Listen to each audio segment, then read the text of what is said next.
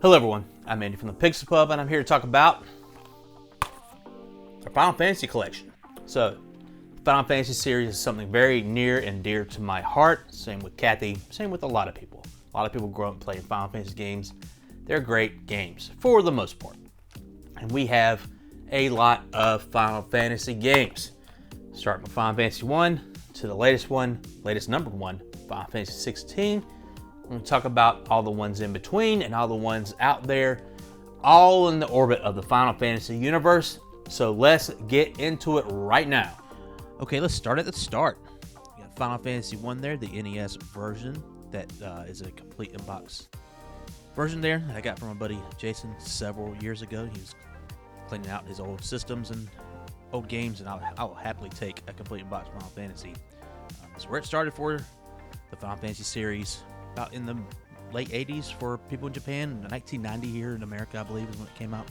So yeah, Final Fantasy, that's where it all started for this gigantic franchise. In the first Final Fantasy, you got your handful of job types. I think there's like 4 you could pick from, if memory serves me correctly, and they can upgrade about, I don't know, 2/3 of the way through the game when you meet Bahamut, I believe.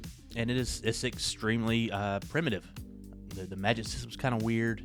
On the NES version specifically, there's if your party all attack one specific enemy, and that enemy dies before all of your party members had a chance to attack it, they'll just hit the air, and it's kind of frustrating.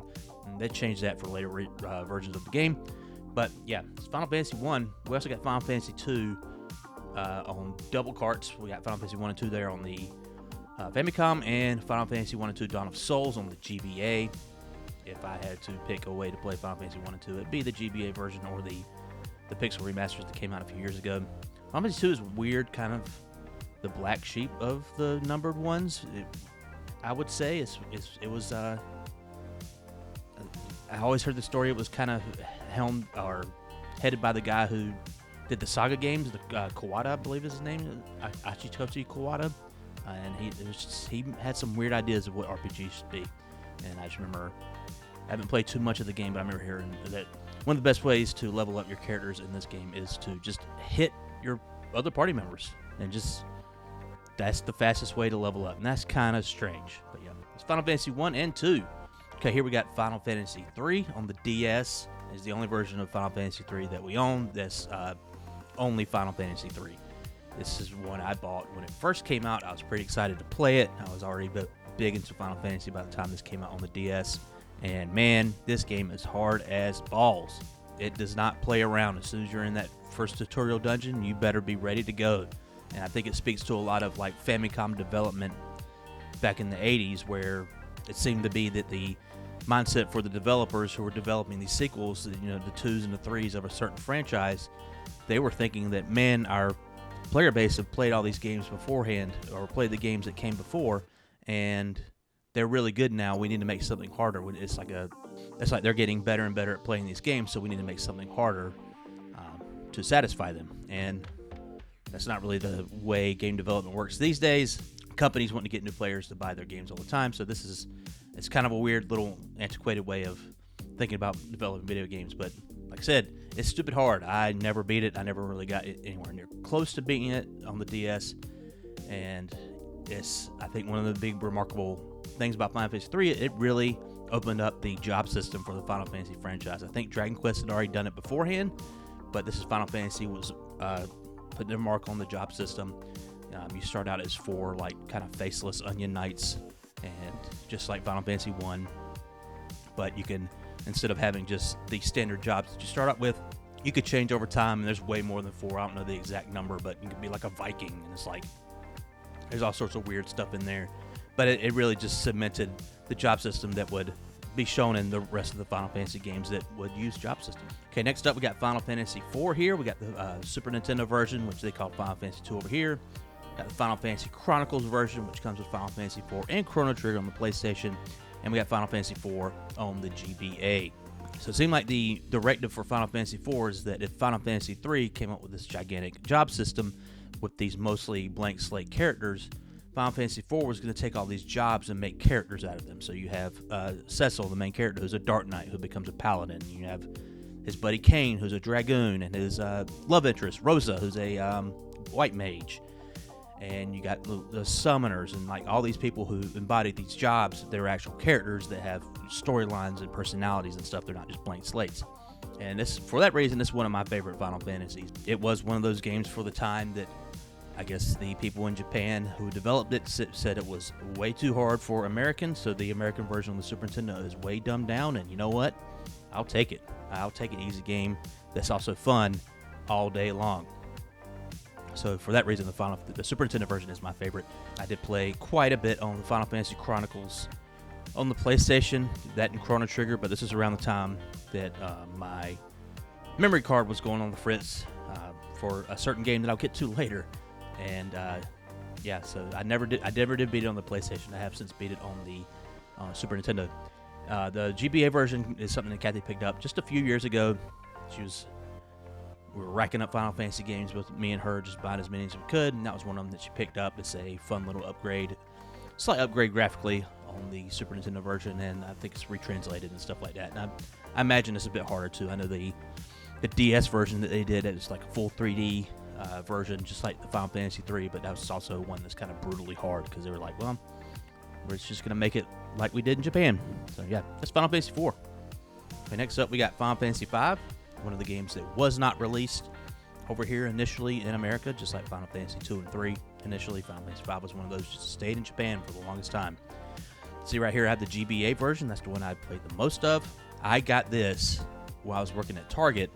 I just started working at Target, and they started clearancing out Game Boy Advance games, make more room for DS games.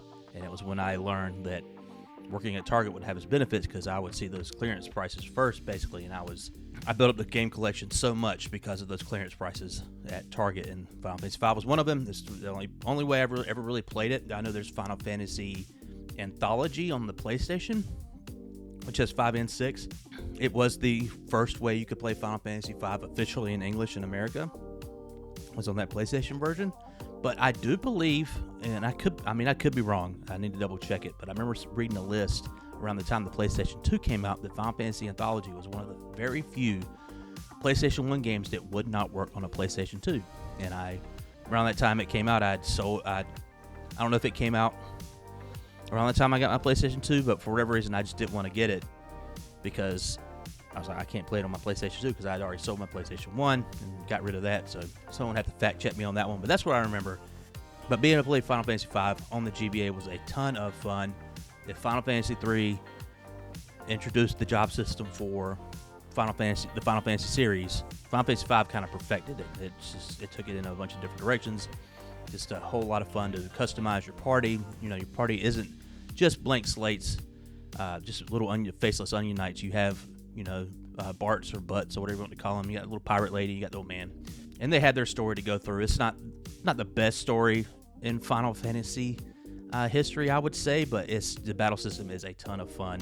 It's a ton of fun building up the jobs and testing out different things, and honestly kind of breaking the game in some spots. It's a fun little time at Final Fantasy V. Okay, last up for the 16-bit games here, we have Final Fantasy VI. What a way to round out the 16-bit era of Final Fantasy games. We got Final Fantasy 3 there on the Super Nintendo, Final Fantasy 6 on the Super Famicom in the box, and Final Fantasy 6 Advance on the Game Boy Advance. I had the same story with Final Fantasy 6 Final Fantasy 5. I bought them the same day on clearance at Target while I was working there. I think like $10 a piece, and I could not be happier to get 2 Final Fantasy games that I did play on my DS, because the original DS had the Game Boy slot that you could play Game Boy Advance games on. And that's Final Fantasy 6 on the GBA is the version I've played the most of Final Fantasy 6. We ended up getting Final Fantasy 3 for the Super Nintendo kind of a long time ago, before the retro game market shot up in price for everything. Still not super expensive. I say if you're expanding on your Super Nintendo collection, you're big into RPGs, you probably already have it, but it's definitely worth getting, definitely worth having. It's a great time. The only problem I ever had with Final Fantasy VI, and it's more of a me problem than I guess the game's problem, is that towards the end of the game, there's a big thing that happens, and then you're kind of just, instead of being more linear like most of the Final Fantasy games are, it becomes a bit more open, and you have to go to certain places and recruit different characters and stuff like that. And it being a game of its time, like there's no like quest log, there's no like directional like, hey, go here, go there.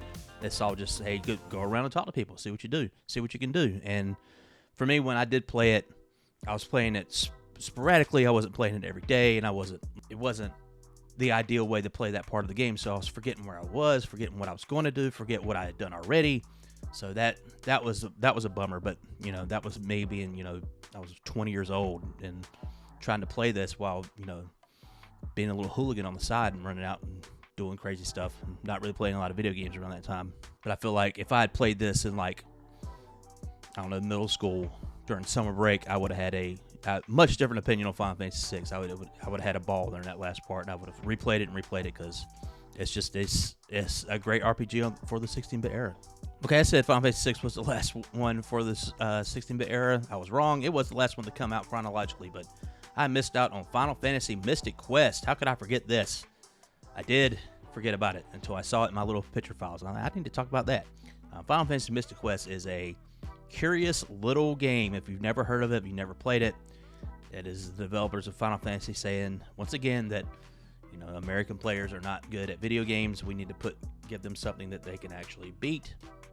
And this is a very, very, very dumbed down version of a Final Fantasy game. It's a game that's basically on rails. You don't really have an open world to explore. You kind of move point to point, and each point there might be a battle, and you do the battle, and it erases that point off the map. You basically have like 2 party members, and one of the party members can be controlled by the computer, and your health is shown as a health bar, not HP. Well, it might be both. I haven't played it in a while, but it's just a weird little curiosity. What a weird little thing. And I remember seeing it out and about when we were doing our little retro game hunts and seeing it, and I was like, I have to have this. It's such a weird thing. It's Final Fantasy Mystic Quest. If you're into anything I just said, check it out. But I think for most RPG players, it's going to be kind of simple, kind of baby's first RPG. Okay, wrapping up the 8 and 16-bit games, we have this Final Fantasy collection. I think some people refer to it as the Pixel Remasters. It is Final Fantasy 1, 2, 3, 4, 5, and 6, all in one place. We got it for the Switch here. It's also available on every other console and PC. One of the weird things about this specific game, though, is that I put it in the Switch. My purpose was to play through Final Fantasy 1. I was finally going to beat it. And when you put it into your Switch, it loads up each 6 games individually on your Switch UI there. So instead of just one thing that says Final Fantasy Collection, it loads up 1, and there's 2, and there's 3, and there's 4. It's very strange. I played a little bit of 4 on this, but I did play all the way through Final Fantasy 1. I got to Chaos, and he whooped my ass. I was stomping through that game up until the final boss, and I am a one save guy. One save file, that's it. And I'm not a coward, but I should have had multiple on that game because I was stuck in the final dungeon. The way the magic system in that game it works is weird. I can't remember why it's weird, but I just remember it being weird. I didn't have no more magic. I didn't really have the option to grind in the final dungeon because I didn't have enough healing items. It was a shit show. Yes, if you're a Final Fantasy fan, I highly recommend this collection. 6 great games, kind of -2. 4, it's going to be the square price, so it's probably going to be too expensive, but it is 6 games in one, so that's a pretty good deal. Okay, next up is where it's all started for me. It's Final Fantasy VII. So we got Final Fantasy VII on PlayStation. That is my original copy from 1997 that I got for Christmas that year, the one that I played through all of 1998, trying to beat it with a broken-ass memory card. I decided to put a Final Fantasy VII Remake and Final Fantasy VII Rebirth in this spot as well because it is a retelling of Final Fantasy VII in its own way, and they're great games to boot. I think I'm a bigger fan of Remake than I am Rebirth for specific reasons. If you had told me that, I'd be saying that after playing Remake, I would have slapped you because the original beginning of Final Fantasy VII in Midgard is kind of my least favorite part of the game. It's very long, it's very dark, it's very dreary, it's very depressing. And then you get it out into the big open world. Everything's green, blue skies, and you're visiting all these fun environments like the Gold Saucer and stuff like that.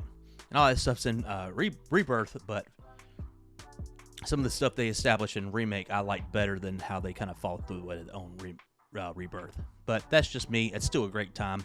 I beat it. Had a ton of fun. Final Fantasy VII.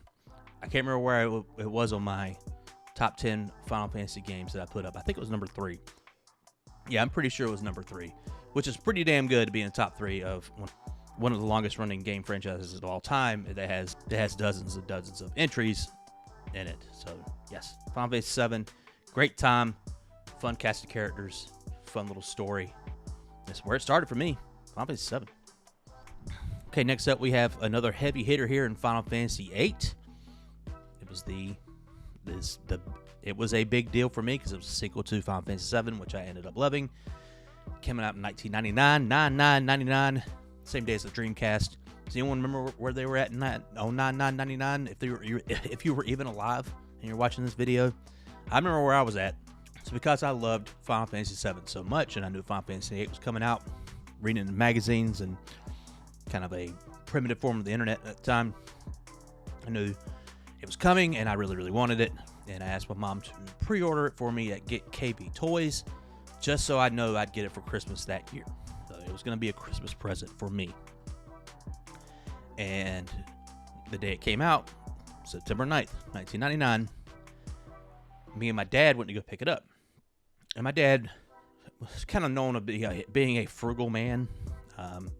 When the guy working the register was like, hey, you want to pay an extra $10, you get the strategy guide as well.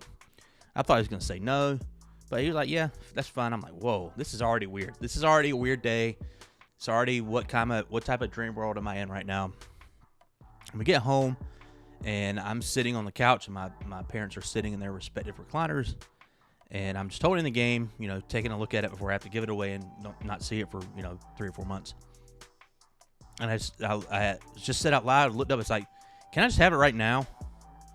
And my mom looked at my dad, and my dad looked at her, and they just both collectively shrugged. I'm like, yeah, whatever, just take it. And I was like, great. And I just went upstairs and immediately started playing Final Fantasy VIII, and it was awesome. But I think ultimately Final Fantasy VIII became a divisive game. I think history's kind of come around on it, and people like it more than they did back in the day, at least in my friend group and some of the stuff I was reading online. It's a strange game. The battle system's kind of strange. The draw system, the junction system, the compatibility with Guardian Forces, like all that stuff it's kind of weird, and the story gets weird. It's a weird game, but I remember playing it and having a ton of fun with it, and playing the PlayStation version when it came out, PlayStation 4 version, I should say, when it came out a few years ago, and it had the updated character models. That was a ton of fun too.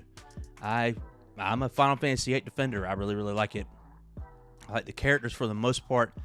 Selphie and Irvine can go off someplace else. They can get out of my party. But the rest is a good fun time.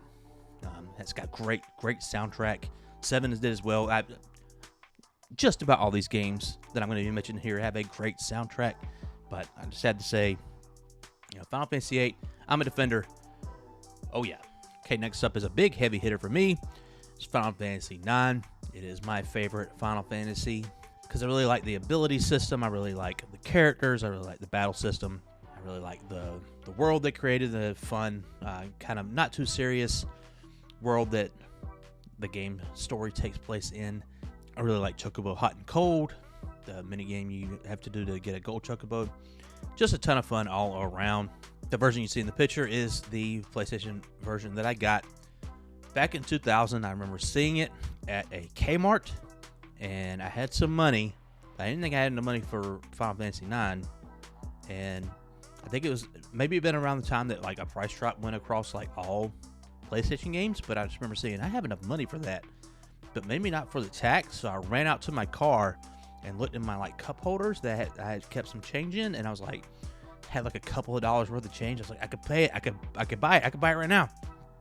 I ran inside and bought it and had a great time with it up until the final encounter. Now, if anyone's ever played Final Fantasy IX and played it to completion, you know that the save point at the very end of the game, right before you fight the final boss, is slightly different from the rest. It looks like a big painterly orb. And I'm not sure why my memory card didn't like that save, but every time I saved there, it would corrupt the memory card, and I'd have to delete everything. I was talking about that during talking about Final Fantasy 4 with the Final Fantasy Chronicles when I was trying to play Final Fantasy 4 and Chrono Trigger at the same time. This is all around the same time I was trying to play Final Fantasy 9. And I played through that game at least 3 times, and all 3 times my save got corrupted, and I could not beat the final boss. It wasn't until I actually went off to college, moved to Florida, had, not a lot of spare time, but definitely not a lot of spare money. So I was replaying a bunch of older games, and I was finally going to beat Final Fantasy 9 with a different memory card, and I did, and I had a great time. Just recently picked up Final Fantasy 9 on the Switch because there was this rumors of Final Fantasy 9 remake that people have been spouting about for years. It was on that NVIDIA leak that was several years ago at this point, and a lot of those games that were on that leak actually came out. It is the 25th anniversary of Final Fantasy 9 this year, and they have put up a 25th anniversary website. They have like a little vinyl thing you could buy. Yes, they were doing a lot of Final Fantasy 9 stuff, it seems like, to build up to the announcement of this remake. But now all the people who are pretty good about, reporting inside industry stuff in the gaming industry are now starting to say that, that development went off the rails and it's canceled. It's not happening. So as soon as I heard that, I was like, well, I'll just buy Final Fantasy 9 on the Switch off eBay and get my fix there. I'll play Final Fantasy 9 on a modern console, even though I already played through Final Fantasy 9 on the PS4 digitally when it first came out there. That was a ton of fun, but now I can play it on the Switch. Man, that remake really bums me out, but I'm trying not to think about it because I don't want to be bummed out. I'm going to be happy with the Final Fantasy 9 I have, and happy with the games that I have, and happy with the games that are absolutely coming out. So, yeah. Final Fantasy 9, great damn time. Please check out Final Fantasy 9. Okay, next up we got Final Fantasy 10. Got a couple different versions of this game, including Final Fantasy 10 2. But Final Fantasy 10 is the only game I played here. I've rented Final Fantasy 10 2 back in the day and didn't really have a lot of fun with it. But Final Fantasy 10 I did have a lot of fun with. I got it when it first came out. That is my original copy there. And I had a damn good time with it. It was Final Fantasy's first foray into kind of 3D environments, political environments, and with voice acting. And that, showed up in some funny ways that people made fun of over the years. But Final Fantasy 10 and 10-2 on the Vita there was something I got Kathy one day. We were at a GameStop, and I was like, you really need to play Final Fantasy 10. We had the Vita. We don't have any Vita games still to this day, and we probably didn't even have, we only had one back then, probably Persona 4 Golden. That was it. This might have been our second Vita game. And she played through 10, got to the final boss, and couldn't beat it. That's the story with Kathy for a lot of RPGs. Games in general. She'll get to the final boss and can't beat it and just moves on. I think she played through a little bit of Final Fantasy 10 2 and got to a part that she couldn't get past, and she handed me the controller, or the Vita itself, I guess, and I couldn't figure it out either. I'm like, what does this game want me to do? Like, it's a Final Fantasy game with a jump button. That's kind of weird. And Final Fantasy 10 2 on the Switch there is something that I got for like my birthday or something a few years ago, and I fully intended to play through Final Fantasy 10 again, but I haven't yet. It is a very, very good Final Fantasy game. It's a very good Final Fantasy game if you like, your stories have, a tinge of romance in it. Tidus and they're definitely, they're an item. But it is also a sad game, sad ending. That's why 10-2 is kind of a weird thing where they just don't want to have a sad ending, I guess. They wanted to make more of it. Maybe Final Fantasy 10 just sold a lot. I don't know. I don't know what the story is behind the first ever, sequel to a Final Fantasy game, released as its own standalone thing. It's weird. That's Final Fantasy 10. Okay, next up we got Final Fantasy 12, which I believe was my second favorite Final Fantasy game, which might not be everyone's cup of tea. Final Fantasy 12 is a very strange game. It takes place in, at least the Final Fantasy Tactics universe, and it has a lot more like political intrigue and stuff in the story. There's a large cast of characters, and they all have a lot going on, and it's a very interesting game to play from the story's perspective. And the battle system is different. It is kind of pseudo real time. Like basically the thing you're doing is building up these, they call them gambits, which they're basically if-then statements for like a little automaton, little robot that you're trying to make, which are your characters in the game. And you can unlock a list of like 12 of them per character, and they basically amount to like if party members' health falls below 30%, cast Hilaga or whatever. It's stuff like that, and a lot of the fun comes into like putting those in certain orders. So you just have you can have just a dominant party just rolling around the countryside, destroying everything. And I had a ton of fun with that game. That game came out right after I had gotten out of college. I had moved back home. I didn't have a job, so around the first month or two of that existence for me was watching the Lord of the Rings trilogy on DVD the entire day and playing Final Fantasy 12. I think it was one day I just played it from sun up to sunset, and all I did was grind. All I did was run back and forth to different spots and get my party members up. It was great. Final Fantasy 12, the Zodiac Age on the Switch was something I played through a couple of years ago now. Still a fun time, still a great game. I know Kathy tried to play it like last year or something, and she could not really get past the tutorial. She had no idea what she was doing. So much so that she bought the strategy guide. And I'm just like, if you can't get past the tutorial, I don't know what to tell you. But I really wanted to give it another shot because Final Fantasy 12 is great. Okay, speaking of not great games, we got Final Fantasy 13 here. This game I was super excited about. Just the trailers around the time, like a year or two before it came out, just looked mind-blowing. I haven't played the game in a very long time, but I bet it still looks good to this day because it was just what a stunner of a look. It was just it was a looker. It was just a great looking game for its time. But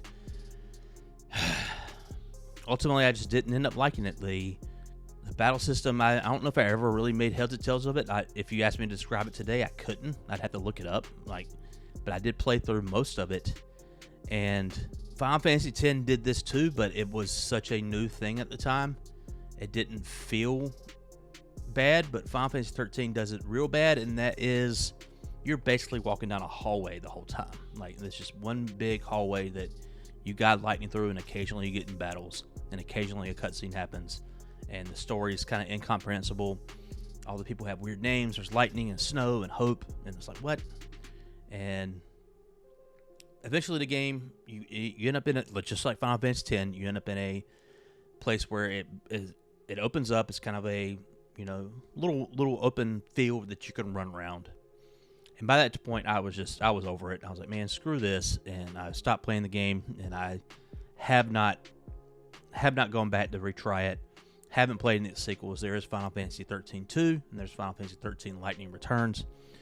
I don't know why this game deserves the distinction of having two sequels, but they were recently on sale on Steam. I think they're in a Steam summer sale, and I got all three of them for like $20. So I will at some point give 13 another shot, see what happens. I did the same thing with Skyward Sword a few years ago when it came out on the Switch.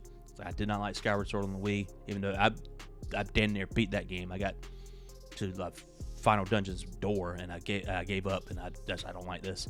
I will give 13 another shot if it runs on my PC. I'm not sure. I don't know if those older games like that run super well on modern PCs, but we'll find out. But yeah, that's Final Fantasy 13, kind of a stinker. Okay, speaking of stinkers, it's Final Fantasy 15. This game's not that bad. It's fine. I got the platinum trophy in this game. I couldn't tell you a damn thing about it. The story's so it's basically not even there.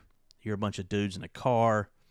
You're riding around in this kind of open world area. Like, it's open world, but it feels small at the same time. The battle systems, they still want to.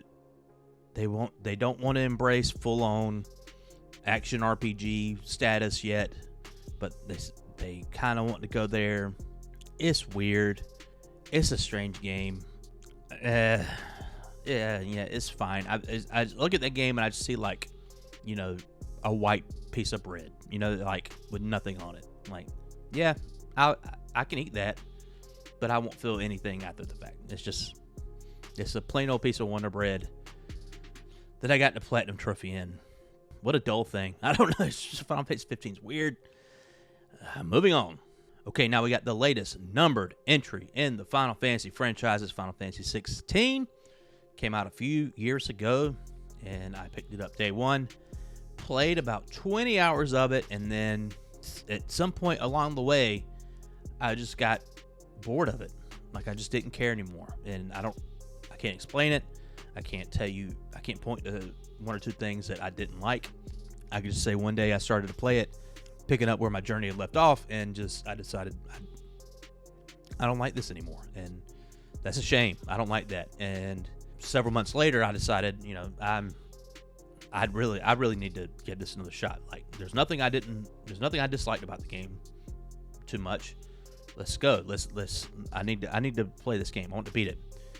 And the same, just, not caring came over me kind of immediately. It was strange. It is the Final Fantasy game that is full on action based. It's a numbered Final Fantasy game that is an action RPG. It's not turn based in any way. Plays a lot maybe like a Devil May Cry, but not for like crazy stylish action genre dudes who want to get triple S's on every combo and stuff like that. I mean, I'm pretty sure there's stuff in that that for those people, but for me, I was fine just getting by and beating up enemies, and that was fine. Seemed like I had a fun, intriguing story. I think the reports that were coming out around the time that the game came out, that the writers of the game were really into Game of Thrones, so they wanted to make a lot of political backstabbing, kind of human intrigue in this fantasy world. And I think that comes across for the most part. Clive there and his little brother, and they're kind of the center of the story. And yeah, if you like this game, you have no reason not to, I don't think, because I couldn't think of a reason why it's bad. For some reason, it just came over me just as a boring thing that I just could not get into, and that's a shame. Okay, now let's talk about some non-numbered Final Fantasy games. I know I talked about Mystic Quest earlier, but let's really dig into it. Starting with Final Fantasy Tactics. So you have Final Fantasy Tactics there and Final Fantasy Tactics Advance, which is a different game. It is not the same as the original Final Fantasy Tactics. That PS1 version there is the one I got back in 1998 when it came out here in America. I was very hyped on the Final Fantasy train because of Final Fantasy VII. And I picked this up, and I just remember seeing screenshots of it and stuff like that. I was like, man, this looks so different. Like, you got this isometric view, 3D environments with sprite characters, and I was super into that. I just couldn't wait to walk around in that world and explore and do stuff like that, not really knowing what tactics meant. And then when you sit down and play it, you're like, oh, there's none of that in this game. Like, you explore on a world map that looks like it's hand-drawn, and any bit of gameplay is only battles. It's all battles. And that kind of rubbed me the wrong way initially. And it took me a while to understand what the game wanted from me. I'd never played a turn-based strategy game like that before. I don't even think I've ever seen one. It was so new to me. But the things that won me over at the time were the music. The music's incredible. It's one of my favorite soundtracks of all time, Final Fantasy Tactics. And the look of the game. I just really the look is very striking to me. I just love that low poly PS1 look with the sprites over a 3D environment. And, I was, 14 years old when the game came out, so I had the time to plug away and learn and figure the game out until I eventually did beat it. And man, I had a fun ass time with it. There's parts of it that get hard as hell, and that sucks, but ultimately, the game as a whole, I had a ton of fun with. The music's incredible. Like I said, and the battle system is fun as hell. The job system is great. Just continuing on with that tradition of 3 and 5 and putting in a brand new game, brand new tactics game. But the story is incomprehensible on the PlayStation 1 version. It's very poorly translated, and I'm hoping that the Final Fantasy Tactics Evilist Chronicles, the remaster coming out later this year, is going to fix a lot of that. I'll finally be able to play Final Fantasy Tactics and know what's going on better than I did back in 1998. Final Fantasy Tactics there, Advance, on the GBA. It's something that they picked up a year ago, something like that. It is a completely different game. It still takes place in Ivalice, but it takes place in like the storybook version of Ivalice. And like you start out in the tutorials like you're these kids outside of this like bookstore or whatever, and you have a little snowball fight, and that's like a tactics battle. I remember playing this through emulation around the time it first came out, because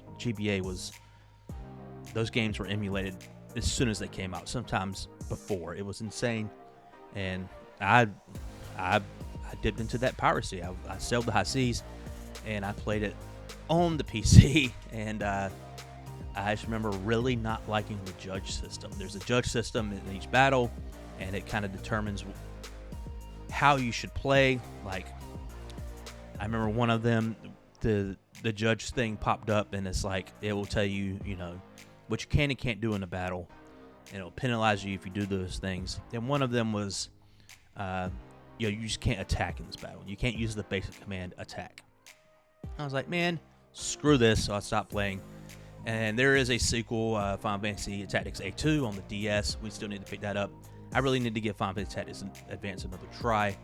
People talk about it very highly, but at the time I was just like, man, this ain't it. This ain't it.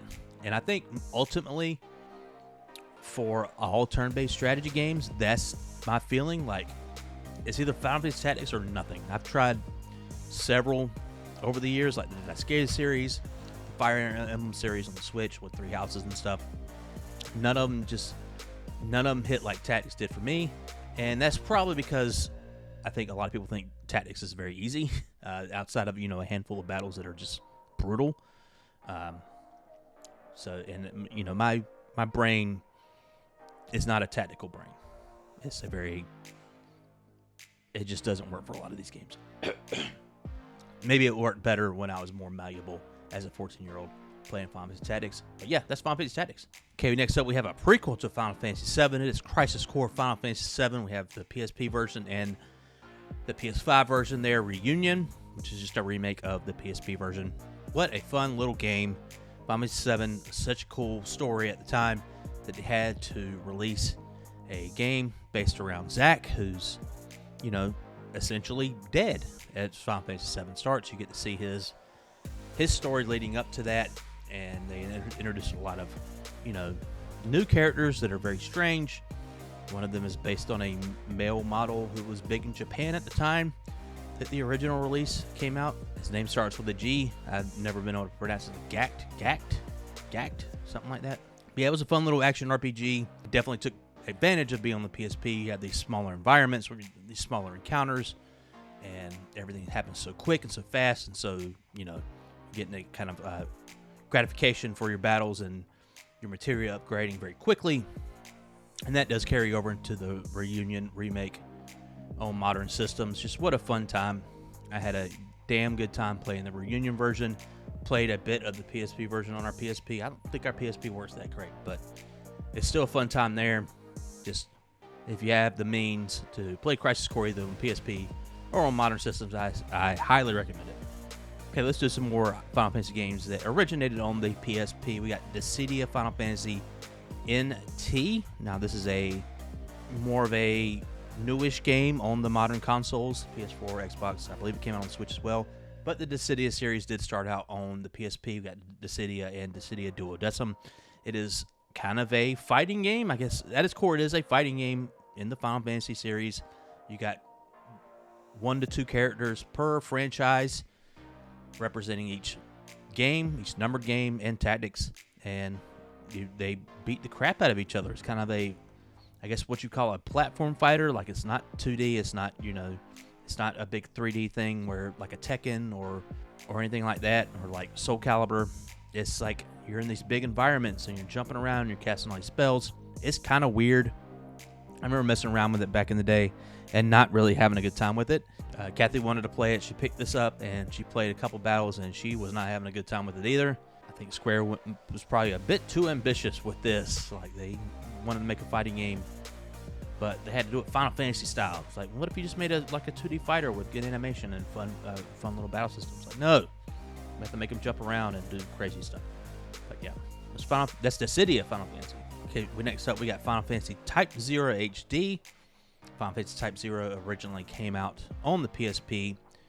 I believe it was originally part of the Final Fantasy 13 kind of big milieu thing, this multimedia thing they were trying to do around 13. That's going to be Final Fantasy 13 Versus, which eventually became Final Fantasy 15. Like, you watch those original trailers, you can see Noctis in those trailers. Like, he looks the exact same. And I think this was supposed to be Final Fantasy 13 Agito, which I might have been supposed to be a mobile phone game at the time, but eventually became a PSP game, and they called it Type 0. It is an action RPG. I haven't played a lot of it. Kathy played more of it than I did. It is, you basically had this class of like, I think like 13 different characters, and then they have like their own different abilities and stuff like that. Nothing about it really entices me. Like, it seems kind of bland. I don't know if there's any Final Fantasy Type 0 defenders out there. Please let me know, because it just seems like it's a thing that came and went, and they did an HD version, and that kind of came and went too. But we have it. I think it was like $5 when we picked it up. Yeah, and it's got an exclusive demo of Final Fantasy 15. You can play that game on this game. Okay, next up, let's talk about some of the Crystal Chronicles games. Final Fantasy Crystal Chronicles was the original on the GameCube. This was a big deal at the time because Final Fantasy was famously only on Nintendo consoles throughout the NES and the Super Nintendo. And when Nintendo was developed in N64, Square really wanted them to have a CD format for the games because they could expand on their stories. They could, have bigger games for a cheaper price, because cartridges were getting mad expensive towards the later era of the Super Nintendo, just because of the amount of, chips and stuff, and the cost of goods in the cartridge was driving the price up, and thus lowering the sales for, people wanting to make big games like Square did. And Nintendo, always scared of piracy, still scared of it to this day. They wanted to have their own format, so they went with another cartridge on the N64. And Square said, I'm out, and closed it up to PlayStation. PlayStation translated and published Final Fantasy VII here in America, and, kind of shows because the translation's kind of ass on Final Fantasy VII. But that generation happens. GameCube comes out. It's got its own disc format. It's proprietary, because that's what Nintendo does. They're very tiny discs. But Square's back in. You're not going to get the numbered Final Fantasies, but we'll make you something. And it's Final Fantasy Crystal Chronicles, and it is a strange game. And I was reading today that it was headed by the dude who did the Saga games and Final Fantasy 2. He likes making weird stuff. It is an action RPG where you basically, it has a very big multiplayer focus. And one of those focuses is one character has to carry around a bucket. You heard me right, a bucket. And the bucket creates this little ring of like protection around the rest of the party members. And you wander through around these like kind of top-down-ish environments. And you fight enemies, and like it's weird. I haven't played too much of it. I remember my buddy Mike having it back in the day when we were trying to play it. Couldn't make heads or tails of it. Have it now, and it does do the link with the GBA.